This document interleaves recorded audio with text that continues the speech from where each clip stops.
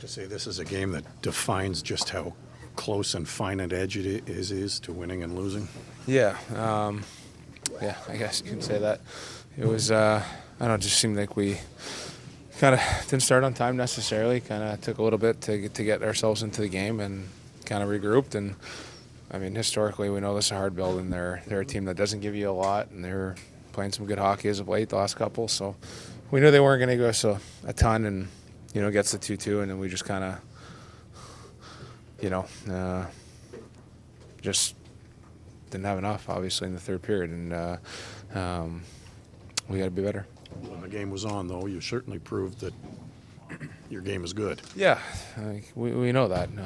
Obviously, you're constantly searching for a full 60, and there isn't a team in the league that's going to say that they can ever give you a full 60, but you're certainly always looking for that. But I think the key is when you're not getting that full 60 is to not kind of shoot yourself in the foot or make things or make plays that are going to benefit the other team. Sometimes you just got to chip it in or whatever, grind it out if you don't have it in that moment. So, it's frustrating. Obviously, we felt like, for parts we played a really good game, but we got to, turn the page. I say that a lot, but you got to turn the page. We're playing again tomorrow.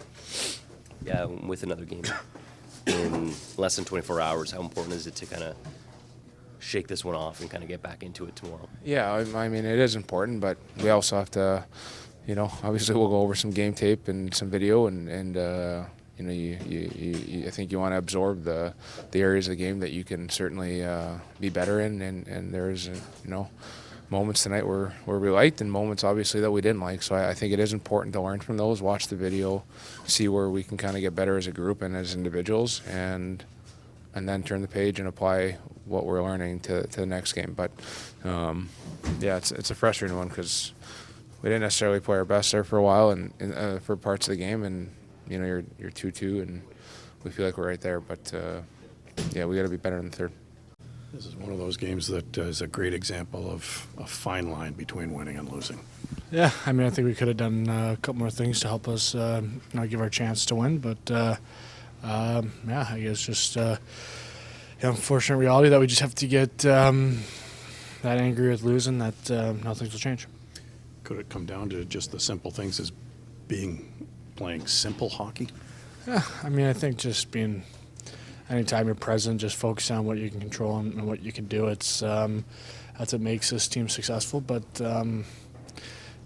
mistakes always happen out there. But it's about bouncing back and kind of helping your teammate or your teammates helping you when you make a mistake that doesn't end up in the back of the net. But just a couple chances that we gave them and they took advantage of. Brush off the disappointment and frustration tomorrow. Is that a good thing to be able to get right back in the saddle and play tomorrow? Yeah, it's be able to move on and focus on the task at hand, and big opportunity for us. Big opportunity to finish off the road trip right. What's your assessment following this game? Tight checking game. Exactly kind of game you'd expect it to be against LA. I thought there was a couple moments where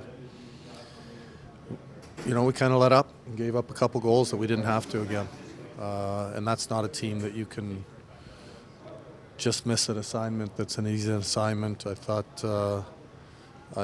quite honestly the first, second, third goal, we were guilty of making a couple mistakes that if you do, you're gonna pay. And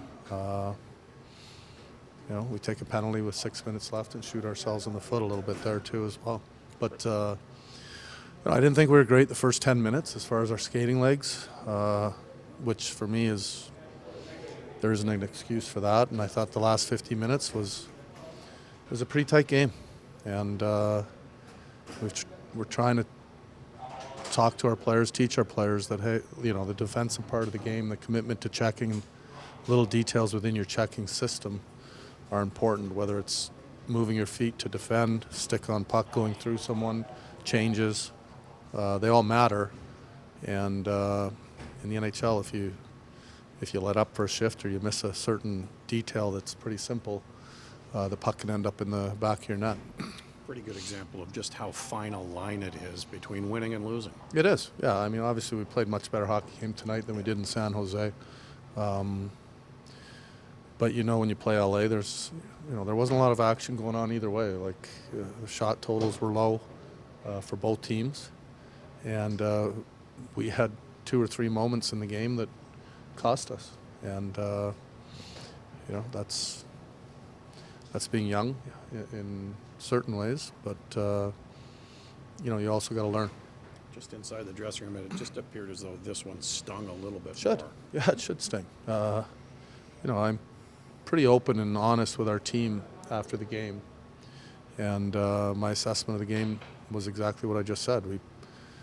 We played hard enough to get a point or get a win, but we made a couple mistakes that I don't think were from them earning the goal, sort of say. Too many man penalties fall into that category. Yeah, the one was just it was pretty marginal. One guy's going on, one guy's going off, and the puck just happened to get there. The second one was, I just think a mental error on Rids. He jumped on the ice. There wasn't really anyone coming. Another game in less than 24 hours. Is that an opportunity to kind of take tonight and kind of move forward with the learnings and kind of get into it? I like that we played tomorrow night, quite honestly. When you play a game that stings a little bit,